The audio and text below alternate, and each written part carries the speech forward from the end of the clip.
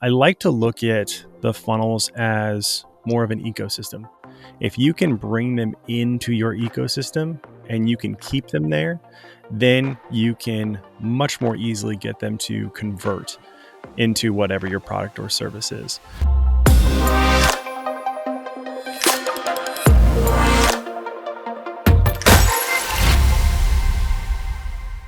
Welcome to the Vision Room. This is Marcus Miazzo with my co-hosts Marcin and Joel Keith, and we're glad you're here. Today, we're going to be talking about secrets to creating a magnetic funnel, and we are so excited that you're here. And say hi, guys. What's going on? What's cracking? Another week. Yeah, we're gonna have another day. we're gonna have another day, episode. another episode 6. Actually, not another.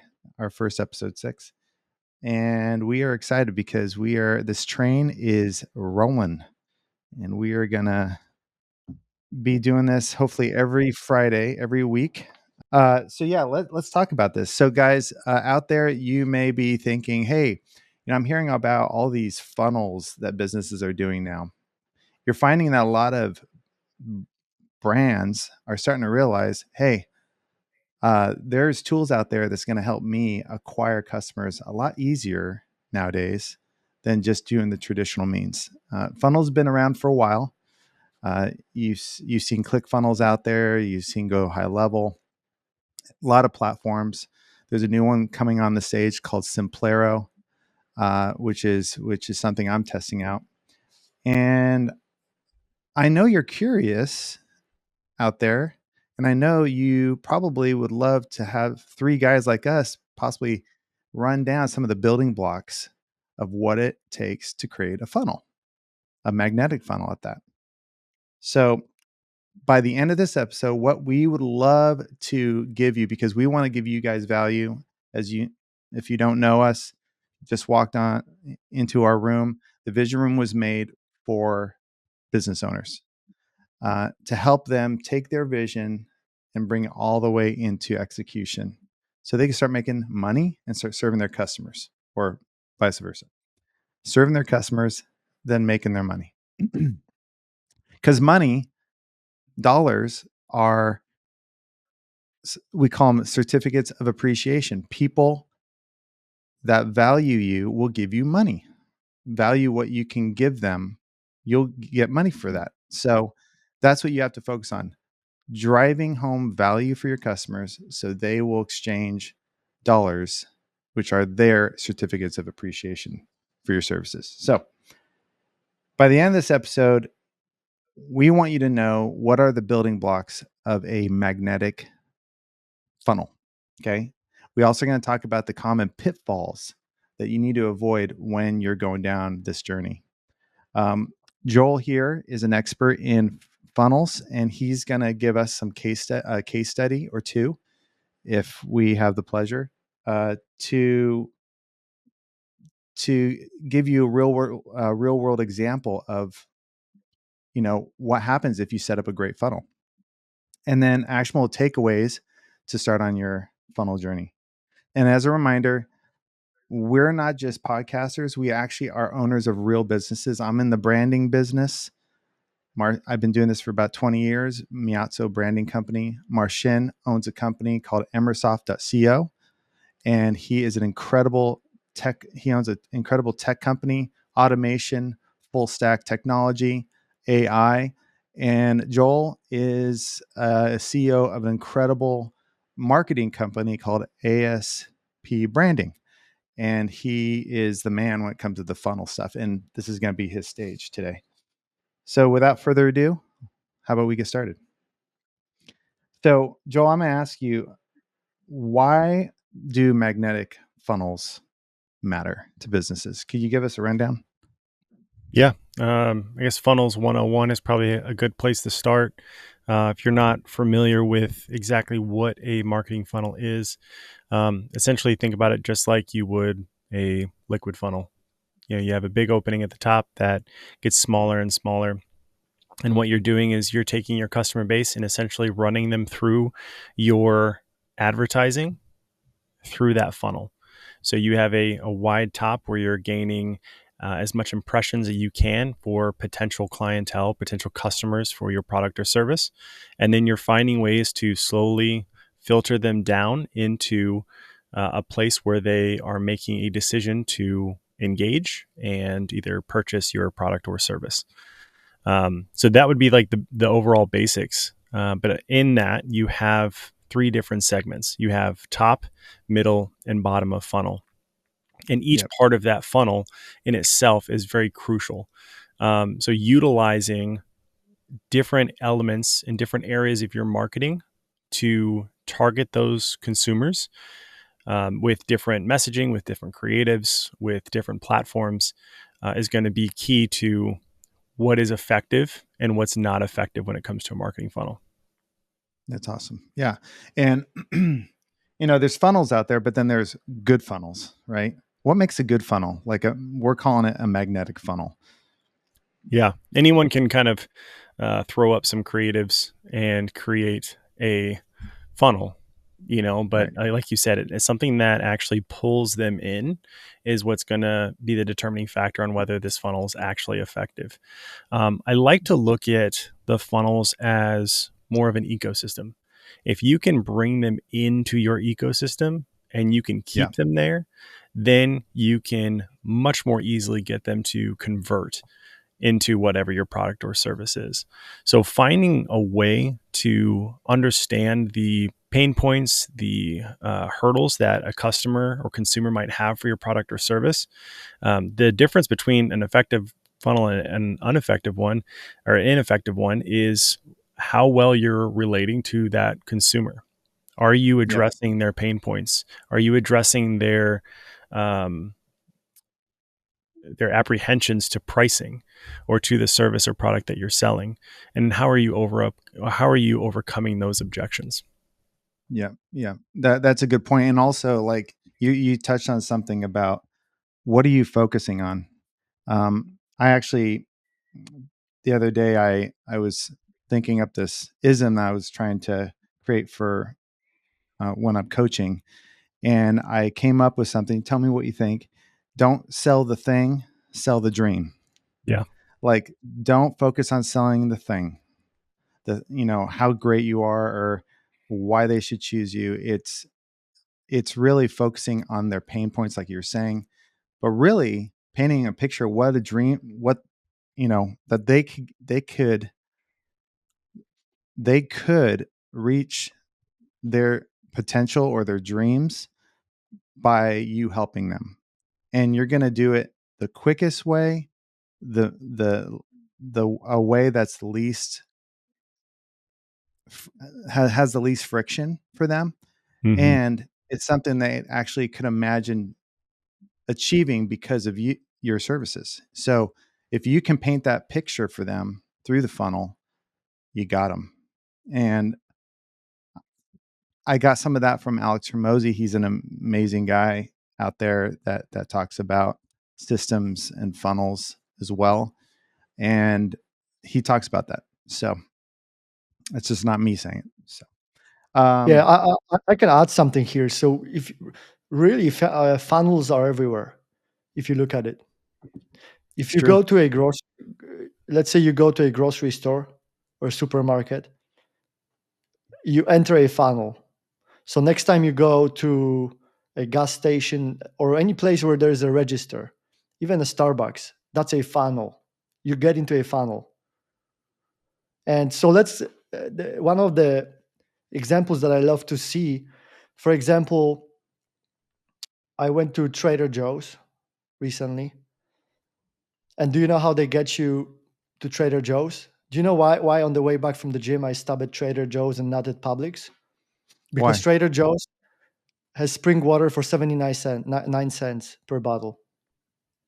Loss The leader. best Yep. spring water for 9 cents per bottle. And I'm like, why didn't I go to Publix? Why did I go to Trader Joe's?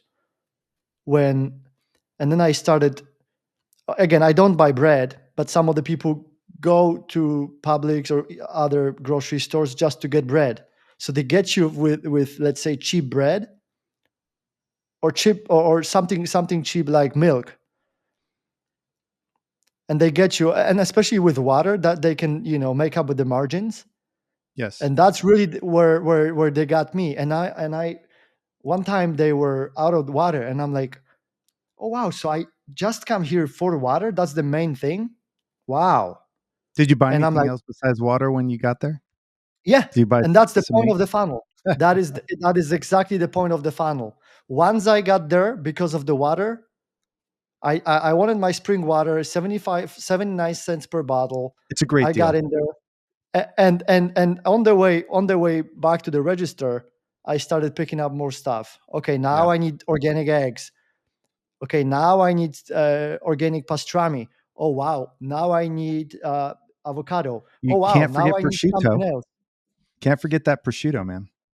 Next Don't time I'll think about it. don't give You just don't forget that, man. I'm you Italian. You see, gotta that's also that if that, you that want to is be a also friend of Italian, you gotta eat prosciutto. So that's also marketing, by the way. yeah, Awareness marketing. So yeah. so that's how I look at funnels. I went and I picked up a new car. That's a funnel. Yeah, First, no, Test drive.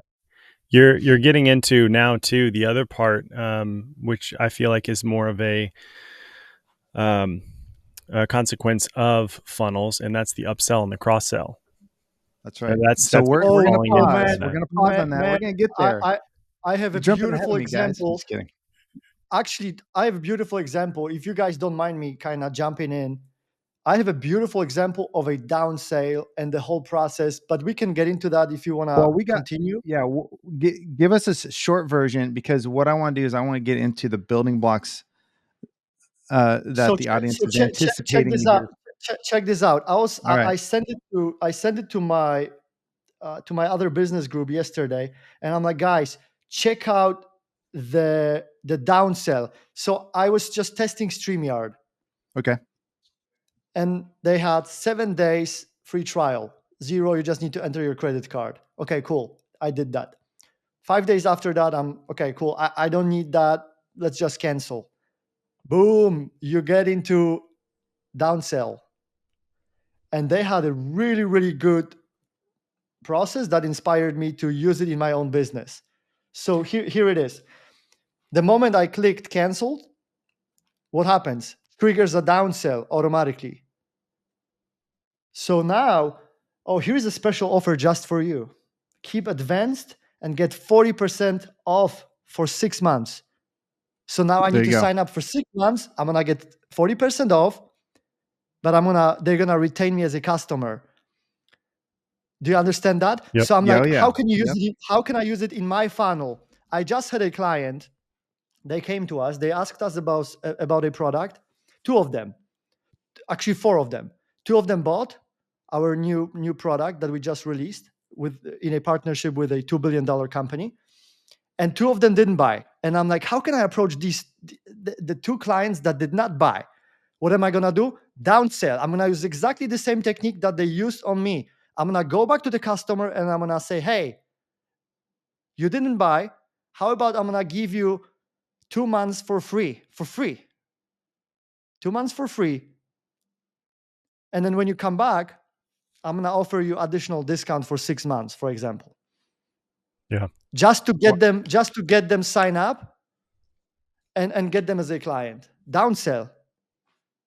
I'll hand over to you guys. that's good. And here's the thing. The goal with a magnetic lead funnel is they'll buy.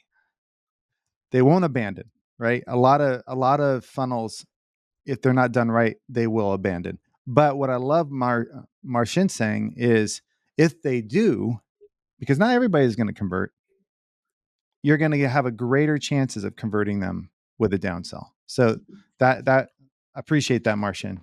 Um, so let's get into the building blocks. So step one is understanding your audience.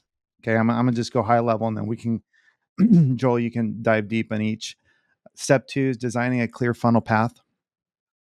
Step three is adding a magnetic hook, and step four, optimizing every touch point. So we'll go back, reverse into step one, it's understanding audience. So, excuse me. So we're talking about pain points. So you got your notes there, Joel. pain points, desires, and where they're getting stuck. You want to go from there? Yeah. Yeah. I mean, we kind of touched on it a little bit. I mean, you can't build a funnel if you don't know what the pain points are Right. right from the beginning. Like you have to understand your customer. So if you don't have a customer profile built, if you don't have your demographics built, if you don't understand what that buying process and that customer journey looks like when interacting with your brand, or even not even your brand, if they're just interacting with a similar product or service, if you don't know what the objections are, you can't build an effective funnel. So if you don't have that, stop right here. Go back to There you the go. pre-step one and actually go build out your demographic and your customer avatar. Find out why they're interacting with your product or service, or your competitor's product or service, and then you can start your funnel. But like you said, selling the dream and not the product, like selling the end result, selling their experience, like that's going to be way more effective. Um, and Yep. then you need to take that and you need to gather insights from that information, right? Whether it's surveys, polls, social listening, tools like Google Analytics, you need to see how they're starting to interact with your brand, interacting with your website, with your content on social media, your content online, blog posts. What are they saying about you? Google reviews, things like that. Product reviews if you have an e-com store or an in-person store. What are they saying about your product? Um, Once you understand with that foundation, then you can go out and you can start testing at that top of funnel. Yeah. So one of the reasons why I'm gonna plug myself shamelessly, but I'm gonna say Do it. say this anyways. One of the reasons why I have developed this thing called brand foundations for customers is they need all this stuff to construct anything, not only a funnel, but everything they need to create for their brand and for the customer experience that they want to create. And one of the big things I get into is identifying the dream of the customer, understanding how my clients will get them there the quickest way with the least amount of frustration, and helping them understand how they're going to achieve their dream, how my clients will help their clients achieve their dream. You get that right? I mean, that one thing, there's your funnel, because then you can articulate it. So, anyways, I just wanted to say that is super important. Getting the baseline done, getting your homework done, understanding your competition, your customers, how are you going to talk to them, what they want to hear. All these things are important when building a funnel. Back to you, Joel. Yeah. Anything else on that building block, understanding your audience, you want to, or No, Marcin, that's do the you have anything? pre-funnel stage. We can move into top of Yeah. funnel if you'd like. Yeah. Yeah. I think the step two is designing a clear funnel path. So it's that awareness stage, engagement stage, and conversion stage. But what do you want to? Yeah, if you want to talk about the top of funnel. Yeah, so I kind of see that top of funnel as the awareness stage. Your top of Yeah. funnel is that part where you are you're testing, right? Like you're testing what creatives are connecting with people. Again, this is the beginning stages of building a funnel. If you already have one, you probably already done your testing. But at first, Yep. it's kind of like throwing spaghetti at the wall in a sense, whereas you're trying everything. We're going to run a bunch of different creatives with a bunch of different copywriting, headlines, different body text, emojis, no emojis, photo, video, graphic design, all of those different things. And you're going to see what people are actually interacting with. What a lot of people don't know, and this is kind of an extra tip too, is that the way that the um, algorithms work for Facebook specifically, so if you're running meta ads, people that interact with graphics or still images regularly and don't interact with video as much, they are fed more of that like content. Same thing on the other side. If people Hmm. interact mostly with video, they don't get fed the other still images and graphics as much Right. as the other audience. So when you're running testing for creative, you have to run both. So that way you're not Mm. missing a huge chunk of your audience. And that's a key part that I feel like a lot of business owners don't do. Now, I feel personally in our experience with our agency that Video does drastically better because I think there's a much larger group now that interact with video regularly. So I think that video is usually 75 to 85% more effective. But I have also seen where we've had um, junk removal company, which is a local service company. They'll put a photo up of their owner, and it'll literally just be like, here's an about me as an owner. I own this junk removal company, and I loved an opportunity to work with you. And that will get them crazy amounts of leads with super low CPLs. So it's kind of And what based is on CPL? What is cost per lead. CPL for the? There you go. Yep, cost per lead. Yeah, and by the way, we don't want to confuse you guys. So if we throw out acronyms, I'll be the acronym police, and I'll make sure that they translate that for you. So Thanks for keeping me uh, honest. yeah, you got it, buddy. Yeah. But yeah, exactly. So like you're throwing out all these different creatives and you're trying to see what works, and then you're constantly refining from this. I mean, Marcus, you brought up Hermosi earlier, and I think he's probably the king of ad creatives and A/B testing when it comes to Facebook Yeah. ads, because there is just an infinite amount of testing that goes on, and there's a constant refinement process that's happening, and it's Yeah. just you're going to have to spend money in order to figure out what's going to work. You're probably not going to hit it out of the park on the first try. You got to spend the time and put in the effort and to go through the testing and refinement phase. But that in itself, that top of funnel is the awareness funnel. You're trying to bring everyone in and get them interacting and knowing that your brand exists. And then from there, after they engage with you, you can move into the middle of funnel. Awesome. Awesome. Clearly stated. So you got the awareness stage, which is like your blog, social media posts, you know, the lead magnets that answer top questions, right? And then there's the engagement stage, right? So Yep. that's middle of the funnel. Tell us a little bit about that. What is that? Yeah. So the engagement stage is usually where I recommend spending about 60% of your ad budget if we're talking about a paid media funnel. This is usually the stage where people convert.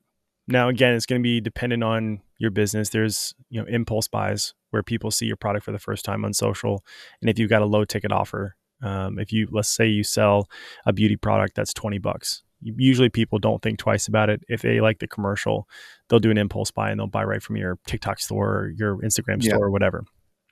But when you've got something that's usually like $100 or more, that's when people start having price objections, depending on the product or service. And then this is where the engagement stage, that middle of funnel, comes into play because you're retargeting people that already interacted with your brand at the top of the funnel.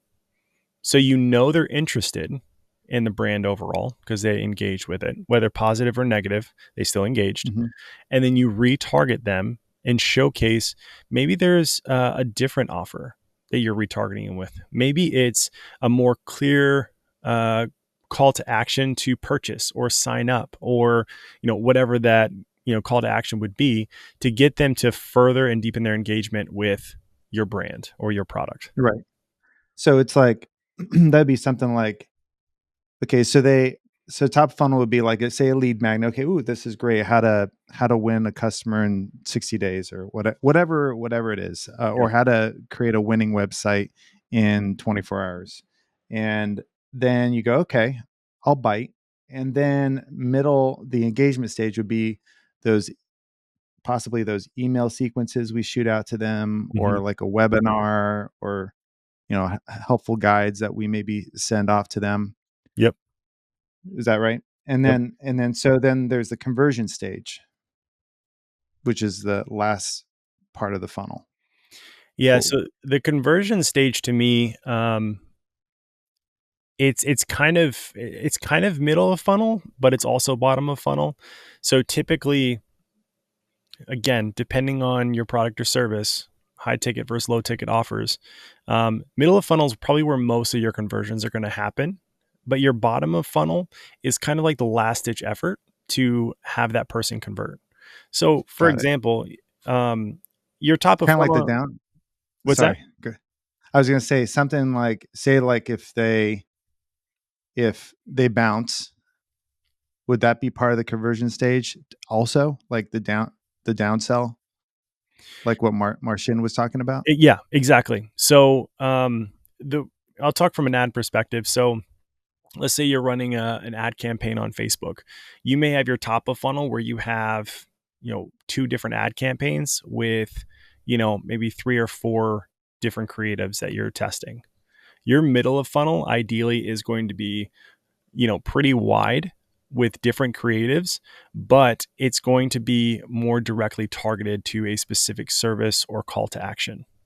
Got it. So you might have the same amount or even sometimes a little bit more creatives than the top of funnel, but you're focused down in on a specific group of people that have already interacted, right? And then Yeah. if they interact but they don't actually convert, that's when they move to bottom of funnel. And it's okay, I'm going to continue nurturing this lead through the email drip campaigns, or like, think of like an abandoned cart email. That's bottom of funnel. They went all the way through the process, but they still didn't convert. But they're obviously Right. interested because they spent the time going through and adding stuff to cart, but they just didn't hit the pay button. So Got your it. bottom of So funnel would, they've gotten your emails, they know about you. They're still not yet a buyer. Bottom of funnel is where all the magic happens if you're doing your job. yep, exactly. And I feel like the bottom of funnel is the most effective where you can um, build in the content that does the price objections, that addresses the hurdles the Yeah. most. Like, this is that emotional part of it where it's like, okay, clearly you're interested in the product. You just haven't pulled the trigger on it. Now we have to Yeah. figure out why. And that bottom of funnel is hitting them with different creatives, ads, email campaigns, whatever it is, to try to figure out that hurdle and then overcome that. Got it. And you're saying, and I know you're saying creatives a lot. Sometimes our audience won't know what that means. Creative is an ad, an ebook, a A video, post, a post, a post. post. So, Yep. so when he says creatives, that's what he's talking about. Yep. Again, translating. Uh, because see, we have language that we say all day long, and sometimes we forget that sometimes people that are watching this, they don't know our language. That's So, right. That's right, Marcus. and again, trying to keep it easy for people to understand us. So the whole point of us doing this podcast is demystify taking your vision and bring it into reality to execute. We can help you with that. We can also guide your team to help them with doing that. And so, just a quick plug, if you want to get a hold of any of us, the best way is there's a link on our show notes. You click the link, you go to a page, there's a nice little form, our top of funnel, and you will fill out that information, and you're going to get so many great things, tools, tips, whatever, as we build up our resources for you, because we built this for you, the business owner. So let's get back into it. Um, the thing I want to just say, uh, you know, reiterate, we're talking about that magnetic funnel. We talked about understanding your audience. Okay, so you know your audience now, right? Then you found a platform you want to use to build your funnel. You design a clear funnel path. So that's awareness. So what am I going to do? Am I going to send out blogs, social media posts? Am I going to create a lead magnet? Then you get into the engagement stage where you're going to build some of your email sequences that you're going to be sending out. Again, you can do this in software like ClickFunnels, Simplero. There's others, and we can give you some recommendations also on the show notes. Um, then you're going to plan on what discounts are you going to give people if you're going to downsell, or what free trials would you offer, things like that. Step 3 is a magnetic hook. Joel, you want to take this? Sure. Magnetic hook, what is that? Yeah. So your magnetic hook, I mean, just as the title, describes, it's like you're pulling them in and giving them something to essentially retain them, right? It's the water. It's the spring water for 79 cents. There It's you the go. hot. It's the hot bread for You free or for $1. It's the milk for one fresh grass fed milk for $1. For me, It's the cherry on top of that sundae. yeah, yeah. For me Yeah, at it's kidding. Publix, it's the pub sub. That's the magnetic hook that gets me every time. Well, I Dude, stopped it's the eating them. Costco snacks that they pass out Dude, that make yes. you want to buy those amazing sausages filled with cheese. Yep. I So thought it was the hot dog Hot dog gets me one. too. yeah, hot $1.50? dogs are Come good. on. Can't beat Yeah, that. yeah. Do you know they have not lowered their hot dog prices at Costco, by the way, for years? Yeah, There's a reason for that. that's the because that's the hook. That's the That's the hook. That's the hook. point of the hook. S- I'm going to Costco after this, guys. Um, so examples is get 10x more leads in 30 days. That's a dream, right? Could you imagine getting 10x your leads in 30 days? Hello, sign me up.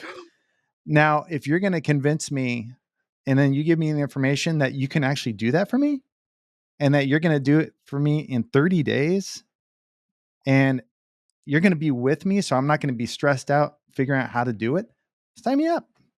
I mean, that will give That's you right. setting that up will make me want to pay almost really. I mean, I'll pay a lot if I can find if I can 10x my money and it costs me $5,000.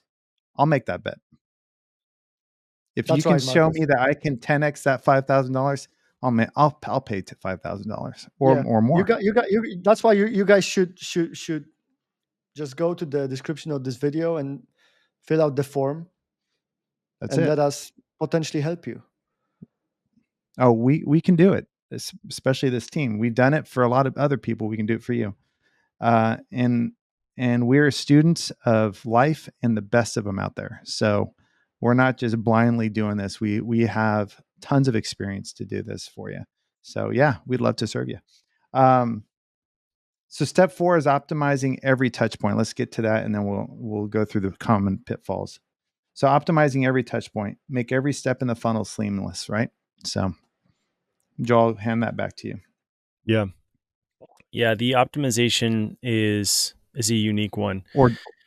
Or Marcin, because he's good with automation too. Yeah, I would love to hear Marcin's opinions on the automation too. But from a marketing perspective, this is where you really have to make everything as seamless as possible. You know, your customer coming in already has their own objections, regardless. There is some sort of reason as to why they didn't already immediately make that purchase. So there has to be a process in which you are not creating more objections for them when they interact with you. So where I see this the most is, we specialize in working with local home service businesses, local professional home service businesses. And a lot of the times the amount of like if they run an ad and you click to it and then you go to their, website and you're like, hey, I need an arborist. I need someone to cut down and trim some trees in my backyard on my property. But it takes me 10 clicks to get through to find an in contact form to then Mhm. reach out to you, and there's not some sort of like, hey, submit for a quote, give me a call now. If it's not an easy button for me to just click and get the information I need and move on with my day, it gives a really, really bad experience as a potential customer. The same thing has to happen for whatever your business is, your product or service is. You have to make sure that you are walking through the customer's journey, not your intention of the customer's journey, but your actual customer's journey, and you have to Mhm. audit every single step of that process. Because if it's not smooth, you're going to create more hurdles and more frustrations for them. And then ultimately, it's going to be that much harder to convert. I can give you a specific example. Do I it. went to It's great. Starbucks the other day. 3 people ahead of me, and I have 5 minutes to the next call, thinking I'm gonna get my drip coffee. So I went to the guys and I told them, "Hey guys, I just need a drip coffee. I don't want any custom order." 3 people ahead of me, all of them custom orders. Guess what? 3 people paid for their orders and they're waiting for their custom order. I was the fourth one, and I told them, "Guys, I have to go. I have only 5 minutes." And they're working on the custom orders, and they make me wait for another 10 minutes. I'm already late to my call. See, My client is this waiting for me. The only thing that they had to do was go and pour the coffee from the drip that's it. machine. And they focused on the custom order first. Check out the small correction. They literally could just fulfill my order first because it's just a drip, and then focus on the custom orders. I have an idea for Starbucks. You give people, someone orders a drip, you give them a card, you go over to self serve, you go beep, it automatically pours that coffee into the cup. They're done. They can't let it pour again. They can't do like what you do in Panera where it's endless amounts of coffee. I wish Starbucks did give endless amounts of coffee because they make a crap load of money. But anyway, or you can get I have all you another can drink. example, guys. So I there you have go, another Starbucks. If example. you do that, remember to mention the Vision Room. You know, give some credit. Oh, you guys can hire us and we'll help you. So Or I what? have another example for you guys, because examples are really all around us. You're walking through life and you see those examples all the time. No, you don't see them. Why? Because you don't pay attention, because you don't know what to pay attention to. That's why you don't know. And when I started paying attention, another example is I go and I order my grass-fed beef from a particular store here. And guess what? They only accept credit cards. I only had cash with me and I forgot my credit cards. There you go. And I Friction. wanted to Okay, pay. Check this so out. I wanted to pay. yeah, go ahead. I wanted to pay with cash this one time.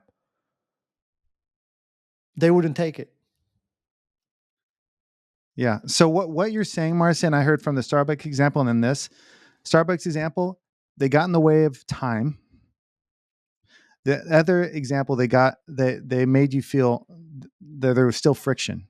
So there's Friction. friction and time issues. That loses sales. Money loves speed. Okay. Money loves frictionless experiences. That's what you need. The greater chances for you to convert someone is if you work on your processes and your Bro, automations. I'm gonna. If you wanna pay me with a mule that I can go and sell, I'll take the mule. If you wanna give me a horse or a goat, I'll take it. I'll do barter. You wanna pay me Bitcoin? Pay me Bitcoin, man. I don't take horses. Sorry, I hate guys. seeing friction. I hate seeing friction. Bro, if I need to go, if there is a muddy road, Preacher, I'm gonna, brother. yeah, if there is a muddy road, man, I'll just go through the mud. If there is a, like I'm gonna jump on the deal like a gorilla from the tree, and those guys are not gonna take cash.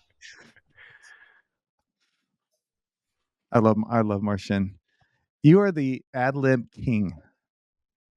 And your examples. I love your examples. I'm the You guys, Polish king. I'm I'll get so. your cash.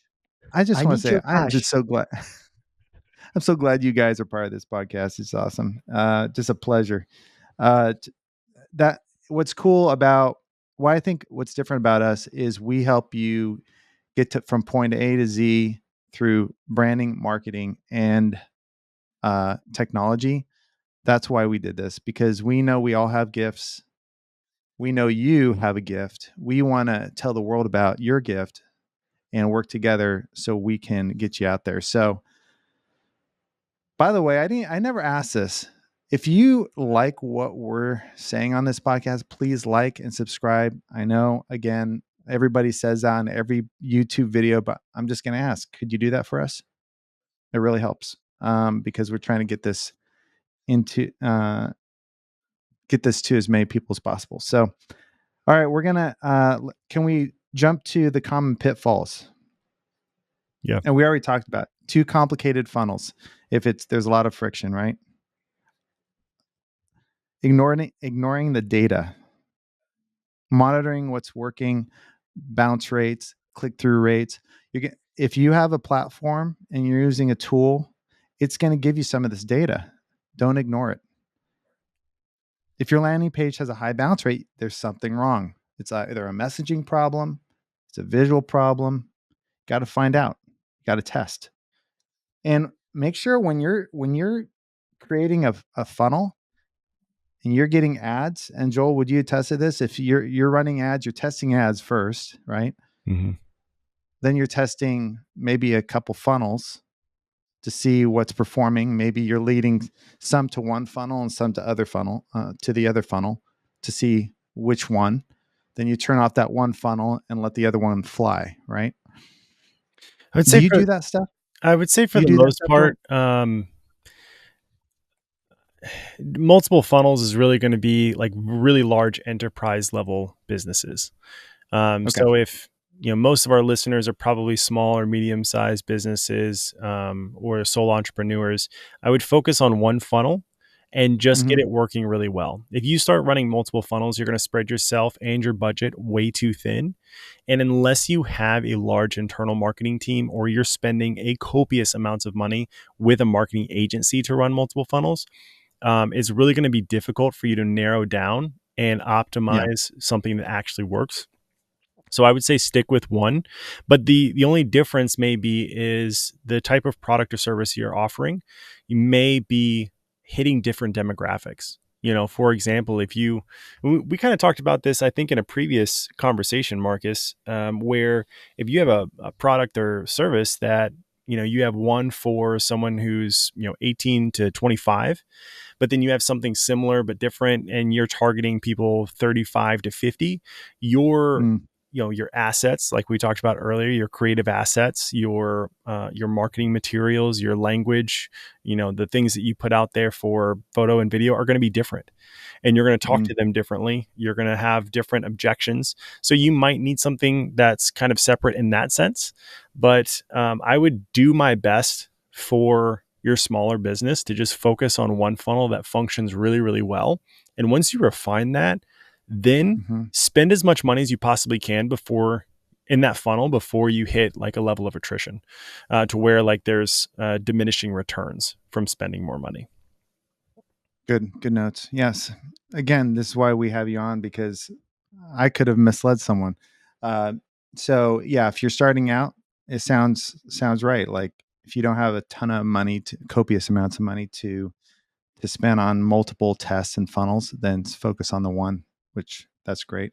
Um, even if you do small budgets, or is it because the budget's too small to really know?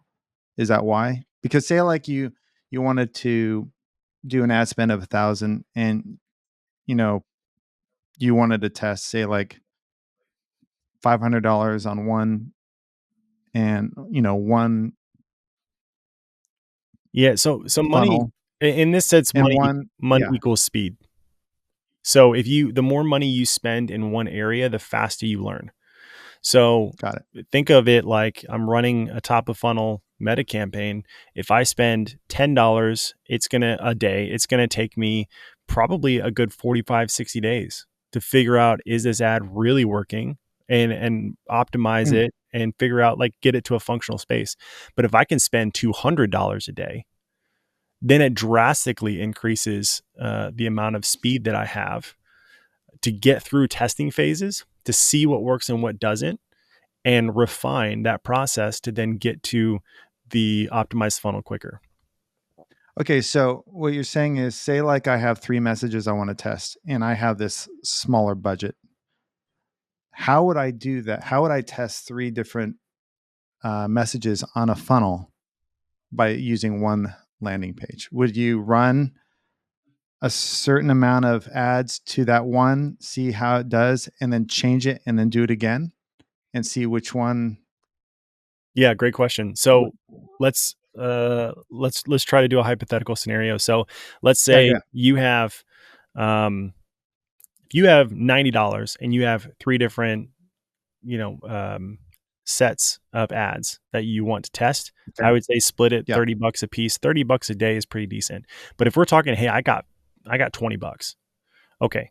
Now do two, like an A B test at $10 a day each one, Okay. and run that Okay. for at least 2 weeks, if not 3 to 4 weeks, before you start touching it. And then you start to analyze which one's doing better. Okay. A is doing better than B. So let's take A and then let's split that. Let's change something. Keep A the original and then change one thing and make that the new B. Split test So you're those. taking, we're talking about an ad first. Test the ads, right? Don't worry about the lead. Don't worry about the lead magnet or the funnel or the landing page, right? Focus on the ads. When do Yeah. you test the funnel? See, So there's like it's like compounded, right? It's Yeah. like, okay, you got 6 variations. That's 36 different variations from ad to landing page, right? It's yeah. like, Yeah, it's kind of it's tough, and this is why it's difficult sometimes to work with smaller budgets because there's just so many things to test. It just the runway that has to be there in order to test all of those things. It's so long. But the so do what you idea would can. be, Yeah. for landing pages, there's kind of a formula to it. There's a structure out there that's like, hey, based on your industry, this is how your landing page should be structured for optimal conversion rates. Yes, you are going to want to test landing pages, and you can send separate ad sets to different landing pages when you get there. But for now, build a landing page, test the ads. Now, if you're getting people to convert in the ads, but then they don't convert on the landing page, then you know you have a landing page issue. Now go back and test one or two things, change one There or you two go. things from the landing page, but keep the same Yeah. ad and then see if your conversion increases. If not, go back to the ads. Try something Yeah. different with the ads. Maybe the type of lead that's coming through the ads isn't a good quality lead. Maybe it's not a landing page issue. Maybe it's the lead coming through is not a good lead. So try to get better leads. Then, go back. It's a constant game. That's why it's we have people that come to our agency sometimes. We're like, well, can you just set this up for me and then I'll run it? I can, but I'm going to tell you in 60 days it's going to be completely irrelevant. So you can either have me come back in Yeah. 60 days, or you can pay us to continue to monitor this for you. You don't have to learn this stuff. You don't have to do all the testing. We already have the expertise and the experience, and we can do this for you. Mm. But again, Yeah. it's a lot more expensive that way. So that's kind of the Right. trade-off you get is if you can pay the money, you increase your speed as a business. Yeah. I think one of the key things that I'd like to create as a giveaway to our audience, which I can't wait to develop this with you, Joel and Marcin, is a little blueprint for beginning businesses that want to get into funnels, don't have a ton of money. What can they do? We want to create that for you. So I think I want to do that because I think there's a lot of business owners that want to do this. They just don't know how, and they just want to get up and running. We want to help you get up and running because check this out. This is from Forrester Research. A well optimized sales funnel can increase conversion rates by 300% or more. So it is important that you get it right if you Yep. want to optimize, get as much money in the bank as possible. So, guys, we're doing great. Hey, I want to end this by, Joel, give us a real world example that maybe you've done for one of your clients that has like a success story. Yeah. If do you have Yeah. an example for us at all? I do have someone in mind, and I'll try to keep this as high level as I can because I could easily get down to the Yeah, weeds, and maybe that's a whole separate video or that'd be episode or cool. something that we post to the YouTube channel or something. But um, Maybe even invite them on and we can talk through it with them. oh gosh, he would love that. I'll have to do that. Maybe we'll do that. Um, but Yeah. yeah, one of our clients, he has a home inspection company up in Seattle, Washington. He's worked with, I think he said 7 agencies in the past 8 years when he came to us.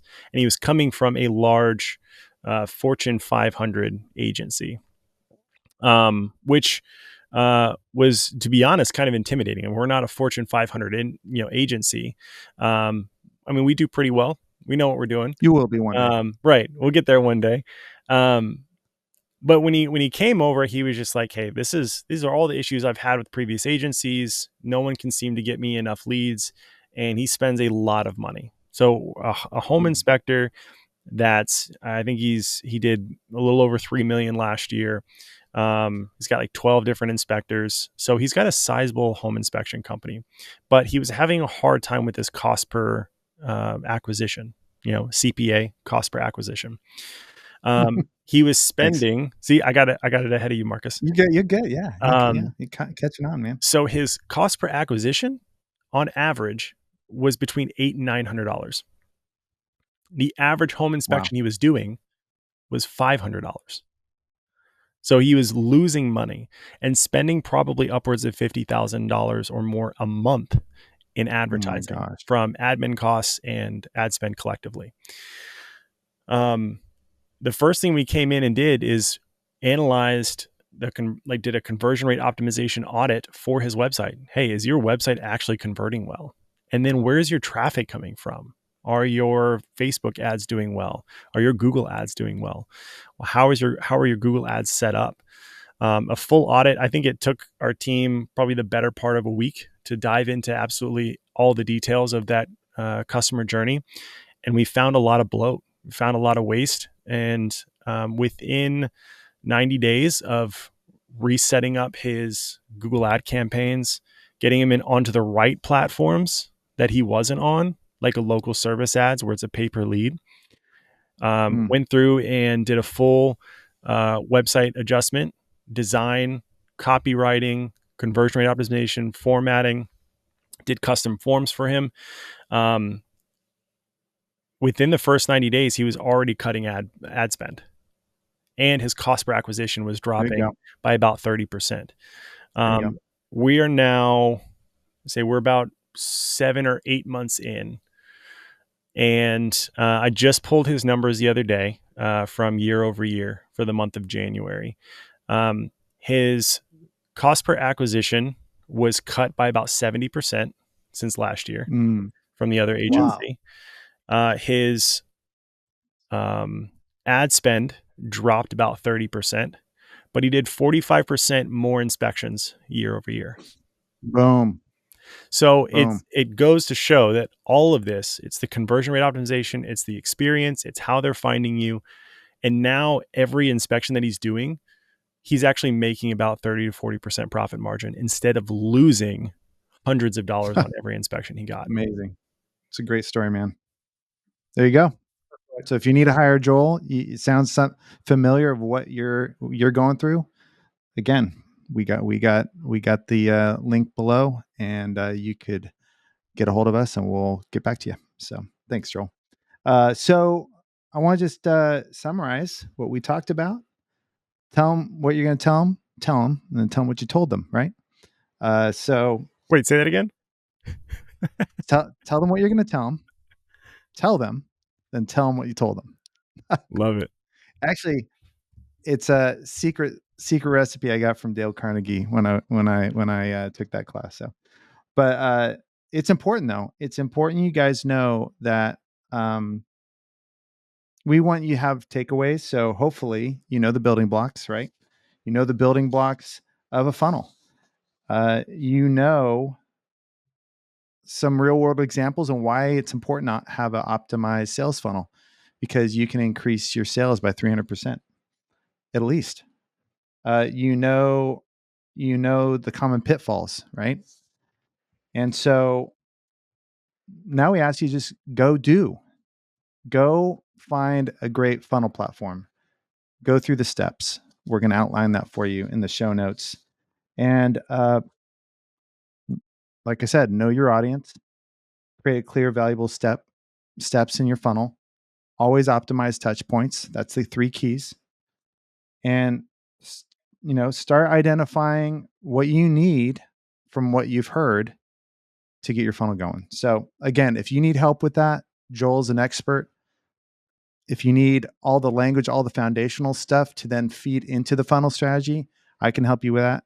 If you need someone to set up your HubSpot and all the automations and all the technology and standing up a landing page and all those things, and Marcin is an expert in the technology piece.